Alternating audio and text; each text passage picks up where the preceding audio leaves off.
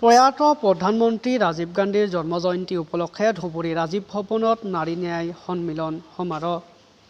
মঙলবাৰে ৰাতিপুৱা 11 বজাত জানিবলৈ দিয়া অনুসৰি আজি ধুবুৰী জিলা মহিলা কংগ্ৰেছৰ উদ্যোগত প্ৰয়াত প্ৰধানমন্ত্ৰী ৰাজীৱ গান্ধীৰ জন্মজয়ন্তী উপলক্ষে ধুবুৰী ৰাজীৱ ভৱনত নাৰী ন্যায় সন্মিলন সমাৰোহ অনুষ্ঠিত কৰা হয়।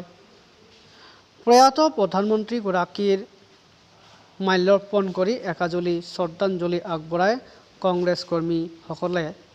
লগতে একাঁজলি শ্ৰদ্ধাঞ্জলি আগবঢ়ায় ধুবুৰী জিলা কংগ্ৰেছৰ সভাপতি আবিদুজ্জামান জুৱেল, মহিলা কংগ্ৰেছৰ সভানেত্ৰী বেবী বেগমকে ধৰি আন কৰ্মীসকলে।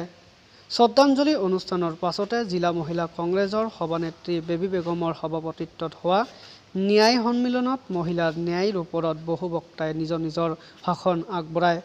এই অনুষ্ঠানৰ ওপৰত সংগতি ৰাখি দুগৰাকীকৈ অৱসৰপ্ৰাপ্ত শিক্ষয়িত্ৰীক সম্বৰ্ধনা জনোৱা হয় বুলি জানিব পৰা গৈছে।